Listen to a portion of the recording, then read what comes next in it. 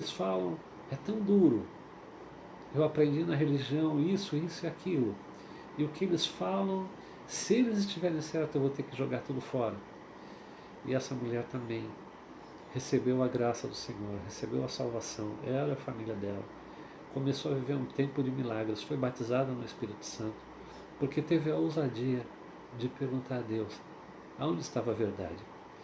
Jesus é a verdade. Jesus é o caminho, a verdade e a vida. Ninguém vai ao Pai senão por Ele. Louvado seja Deus por isso. Quando você encontrar uma pessoa mormon, não tente convencê-la que ela está errada. Na verdade, eles estudam mais do que nós. E eles podem fazer perguntas que vão deixar embaraçados. E o alvo deles são crentes, entre aspas, né, bobinho, que não conhece a Bíblia, que vai pouco na igreja. E queridos irmãos, como nós temos crentes bobinhos, crentes que vão em todos os lugares, mas não vão mais à igreja. Irmãos queridos, temos que estudar, conhecer e ter uma vida com o Senhor para não sermos alvos dos enganos. Os falsos profetas, como Joseph Smith, ele era considerado um profeta. Os adeptos daquela religião que ele cria, do mormonismo, na verdade, o nome da igreja que ele criou é a Igreja dos Santos dos Últimos Dias. Enxergavam ele como profeta. Entretanto, vários pontos de tudo aquilo que ele ensinava confrontava com a Bíblia. Dizendo ele o que ele pregava, ele colocava em risco a veracidade da Bíblia. Ora, quem que está certo? Um homem que vê um anjo, porque até Satanás se transfigura num anjo de luz, é o que diz a palavra. E Paulo falando no versículo 8 do capítulo 1 aos Gálatas fala assim: ainda que nós mesmos, os apóstolos, ou um anjo do céu, vos anuncie um outro evangelho. E ali veio o Moroni, com asa, com roupas brilhantes, trazer para ele o outro testamento de Jesus Cristo. Quantas pessoas morreram no engano por causa da pregação desse outro evangelho? Os mormons, eles também têm uma ficção muito grande para batizar pessoas, inclusive mortos. Eles vivem catalogando o tempo todo e batizam muitos mortos. Irmãos, o batismo não salva. Ah, mas está escrito, aquele que crer e for batizado será salvo? Sim. O ladrão na cruz, ele desceu da cruz para ser batizado, passou pela classe de doutrinamento, ainda hoje estarás comigo no paraíso. Foi o que Jesus disse a ele, quando ele falou assim: lembra-te de mim quando entrares no teu reino. Reconhecendo que ali estava o Filho de Deus. Muito bem. Em palavras simples, esse é o mormonismo. Só pelo fato de ter vindo um outro evangelho por um anjo, já deveria ser rejeitado. Muito bem. Agora nós vamos estudar a respeito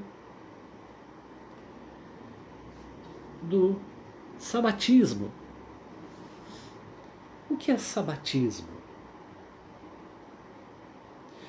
Existem, bem antes da Igreja Adventista do Sétimo Dia, muitas correntes que afirmavam que os crentes evangélicos deveriam guardar o sábado.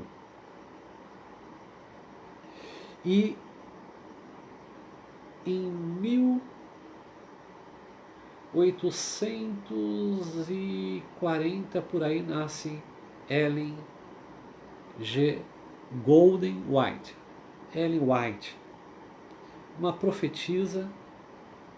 Hoje a Igreja Adventista do Sétimo Dia diz, olha, ela não é uma profetisa ao nível de Isaías, ou de Jeremias, ou de Ezequiel, mas ela é como Aido, como Natã, como, enfim, outros profetas que surgiram ali no tempo do rei Davi. Ok. Essa moça, inclusive até as fotos, que ainda há fotos dela, ela morreu com 87 anos, né? E ela viveu até o século XX, do século XIX ao século XX. O jeito dela se vestir era tremendo, ela vestia até aqui, assim, né? Aquelas roupas e tudo. Mas ela, quando era pequena, ela sofreu bastante perseguição das crianças, chegaram a apedrejar ela e tudo, e ela passou por grandes dificuldades, como nós sempre passamos. Eu não sei você, mas a infância que eu tive foi uma infância difícil também. Meu pai, ele morreu salvo, mas ele era alcoólatra. Morava numa casa de madeira que, quando chovia, tinha muitas goteiras. Tinha problema de bronquite, por causa do lugar que morava era muito úmido. E tinha um terrível problema de apetite, e as condições de alimentação em casa não eram das melhores. A minha mãe fazia o que ela podia, e ela, por muito tempo, ela fazia sopa. Pegava o que sobrava ali, cortava, mas eu não gostava de sopa. Que a minha mãe, querendo fazer o melhor, ela às vezes não tinha paciência comigo. Então eu aprendi a tomar sopa apanhando muito. Ou tomar sopa ou apanha. Mesmo apanhando tinha que tomar sopa. E semana passada a pastora Vânia fez sopa. Graças a Deus, Deus curou dessa rejeição que eu tinha por sopa. Mas eu não estou falando isso para falar mal da minha mãe, que também foi salva. Ela dizia, eu nasci católica e vou morrer católica. Eu orava muito. Acordava às 4 da manhã e orava até às 7 pela salvação dela, e Deus foi fiel. Ela foi salva. Mas era um modo que a minha mãe entendia que eu precisava comer para ser saudável. E o que tinha para comer era aquela sopa, que eram os legumes e o que se podia comprar, o que se tinha na geladeira.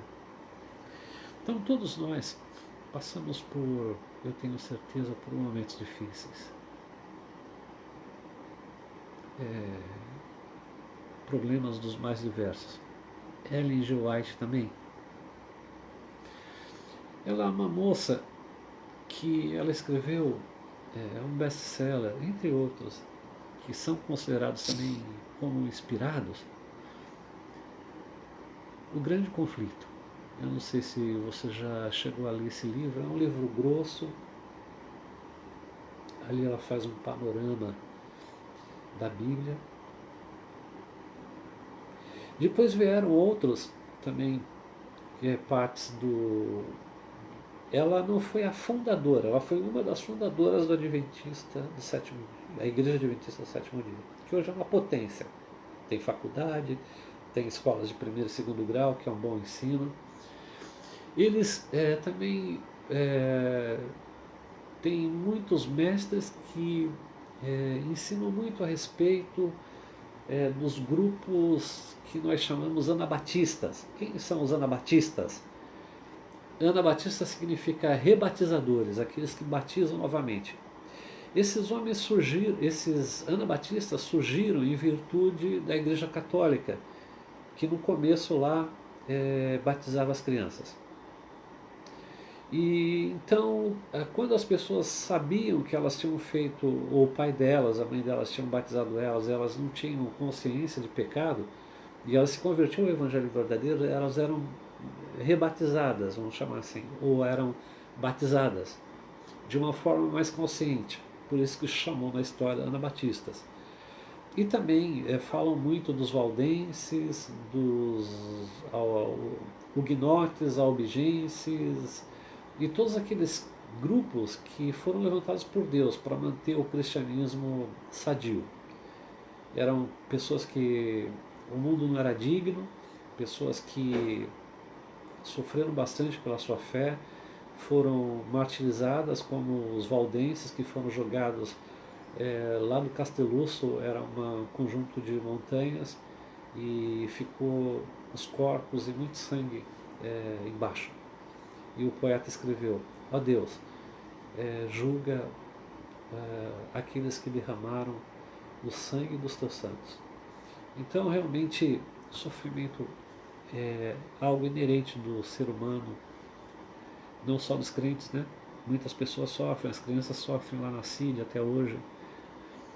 As mulheres também são abusadas na África, principalmente na Nigéria, no norte da Nigéria, no norte do Sudão, países de linha muçulmana que tem a lei lá chama-se Sharia, que é a lei religiosa que interfere na sociedade.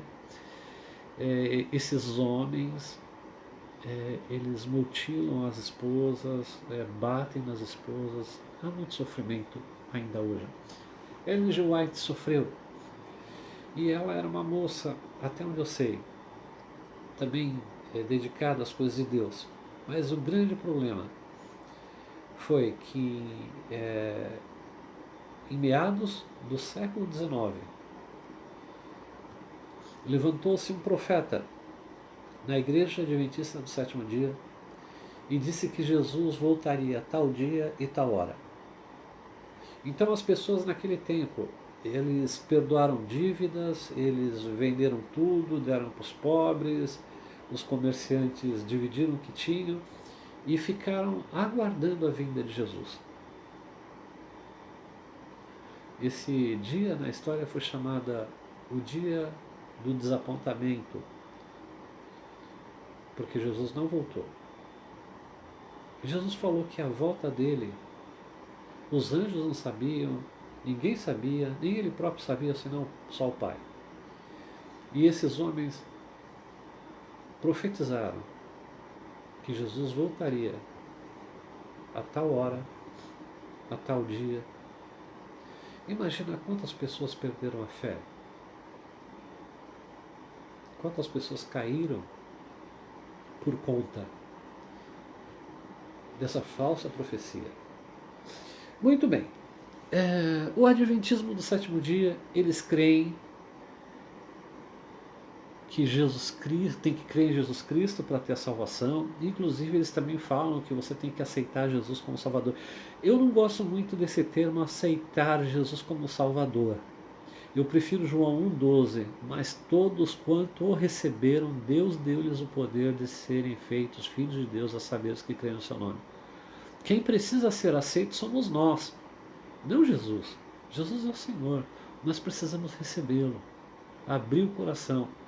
Diz lá que Zaqueu, que era de baixa estatura, era o príncipe lá dos publicanos, recebeu Jesus gostoso, de uma maneira prazerosa. E é isso que temos que fazer. Mas eles então creem que deve aceitar Jesus, como eles falam até hoje, e observar a lei. E aqui há uma dualidade. Se nós cremos em Jesus, nós somos justificados pela graça. Vamos ler Efésios, por favor. Abra Efésios capítulo 2, para a gente tirar as dúvidas, né? Versículo 8 a 10, nós vamos ler juntos. Efésios capítulo 2, leia toda a carta de Efésios depois. Capítulo 2, verso de número 8. A sua Bíblia deve dizer o mesmo que a minha aqui. Porque pela graça sois salvos, não é pela observância da lei. Por meio da fé, Deus dá a fé a cada um de nós. Medidas para cada um tem uma medida de fé. E isso não vem de vós, olha aí. Não é coisa que a gente produz. É dom de Deus. Versículo 9. Não vem das obras. Obras aqui não é fazer obras de caridade, mas obras da lei. Tem que guardar a lei, eles falam. para que ninguém se glorie, porque somos feituras suas. Aqui no original, feituras suas é um poema, no grego. Criados em Jesus Cristo para as boas obras. Nós somos criados para as boas obras, as quais Deus preparou para que andássemos nela. Não adulterarás, não dirás falso testemunho, não amarás o teu próximo. Essas são boas obras. Nós somos criados para isso. Mas não seremos salvos por guardá-las. Também o adventista do sétimo dia diz que só eles entrarão no reino de Deus. Quem não for adventista não entra. Sobre Jesus, eles falam que Jesus em carne é a segunda pessoa da Trindade. Eles dizem que deve-se guardar o sábado. Irmãos, nós devemos guardar todos os dias e vigiar todos os dias até Jesus voltar. Por que guardaríamos um dia e deixaríamos os outros demais? Inclusive alguns adventistas do sétimo dia têm problema com as suas empresas ou na empresa que trabalha, porque geralmente eles não vão trabalhar quando são convocados no sábado. Eles começam a guardar o sábado desde o pôr do sol da sexta até o pôr do sol do sábado. Então, nesse meio tempo, eles são que nem os judeus. Só que, novamente, lembrando Atos dos Apóstolos, nós não somos judeus por natureza. Nós somos gentios alcançados pela graça. É bem diferente. Os escritos de Ellen White são equiparados à Bíblia em termos de revelação. O grande problema é que Ellen White escreve que ela crê que Satanás será salvo.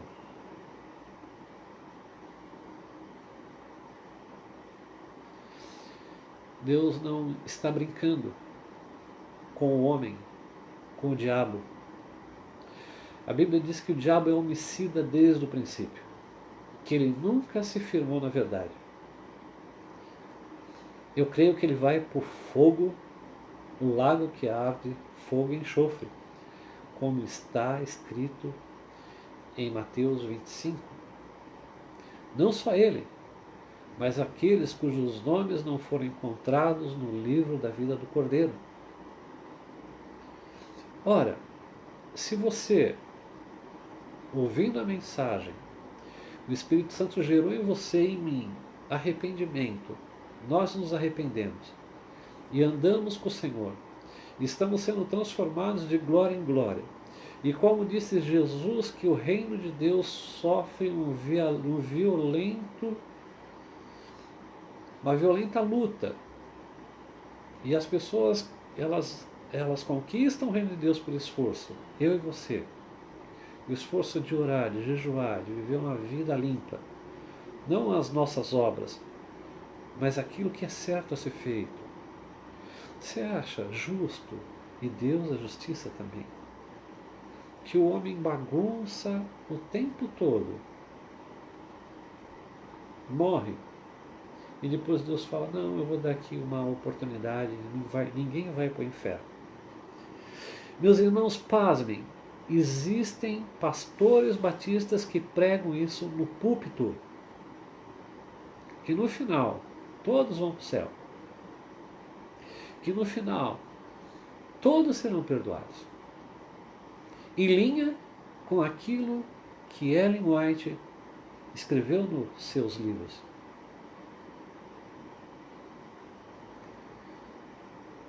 Percebem o engano? Percebe quantas pessoas abraçaram essas doutrinas e morreram no engano?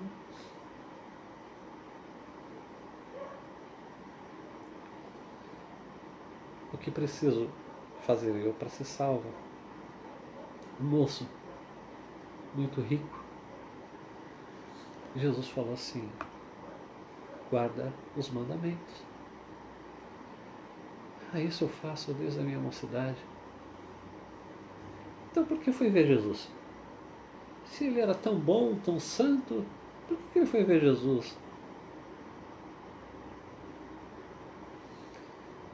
Para você ser perfeito, a palavra no grego perfeito é maduro.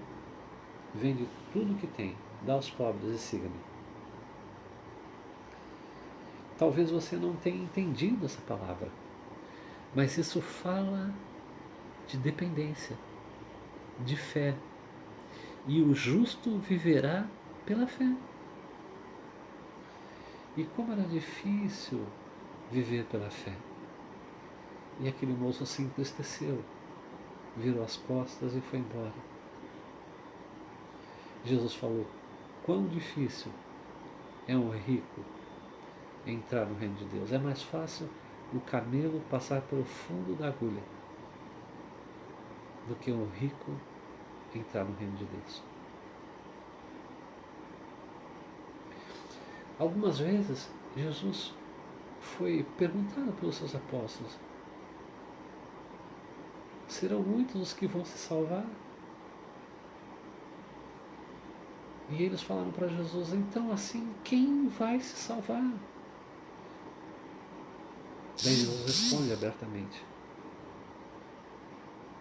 o que é impossível ao homem é possível para Deus. Salvação não é para o homem, é para Deus. Deus é o Salvador. O homem não pode salvar a si mesmo. Por mais cumpridor de uma religião dessas, ou da nossa, não nos garantirá o reino de Deus. Somente Jesus Cristo poderá nos salvar e nos guardar de tropeçar, para nos apresentar puros diante da sua glória. É o que diz Judas, meio irmão de Jesus, irmão de Tiago. Louvado seja Deus!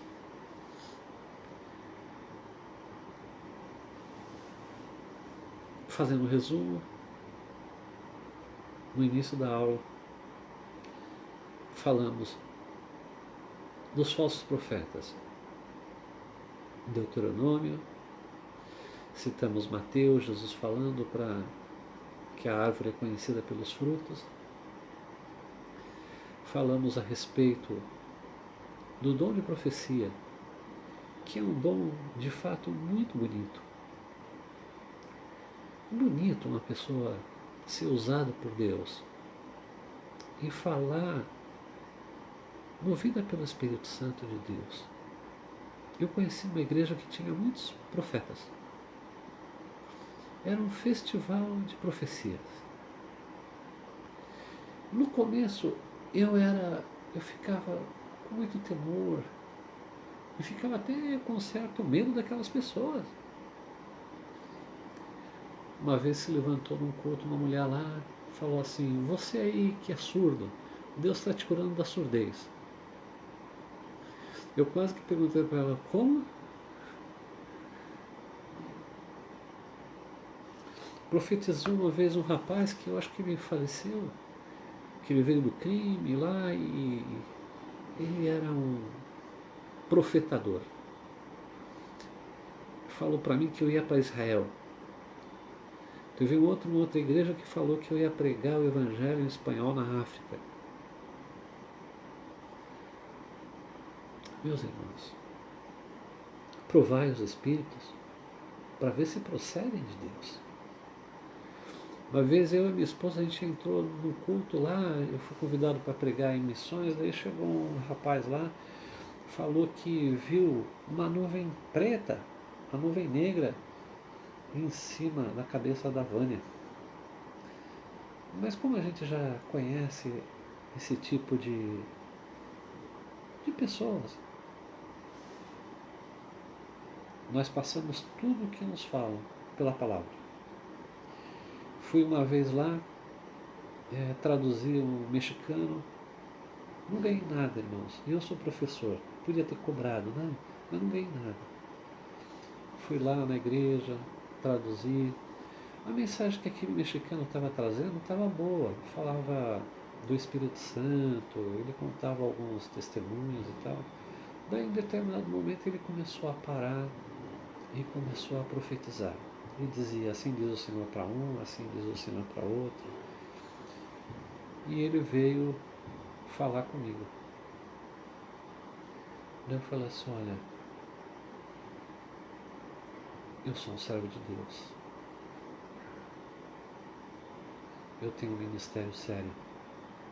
Daí ele arregala o olho, porque ele foi confrontado.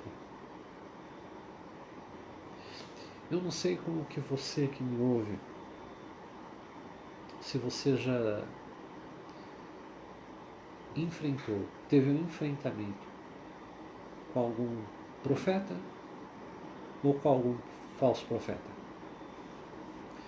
Fique com a palavra de Deus. Se o profeta e a profetisa falam e não está de acordo com a palavra de Deus, não aceite. Cuidado com as pessoas que colocam a mão na sua cabeça e querem profetizar. Você precisa conhecer a vida daquela pessoa. Saber se é uma pessoa de oração, temente a Deus, piedosa, ganhadora de almas, que vive na presença do Senhor ou não. Irmãos, como diz Tessalonicenses, não desprezeis as profecias.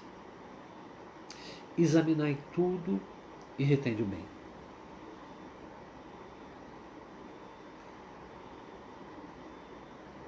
Cuidado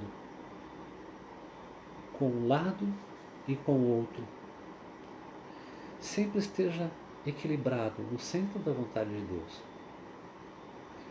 Não despreze a profecia, mas também prove os espíritos para ver se procedem de Deus. Eu me lembro que num culto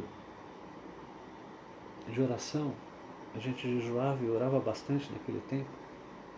Minha esposa levou uma mulher chamada Lucy. O pai dela tinha feito um pacto com o diabo. A gente soube isso depois.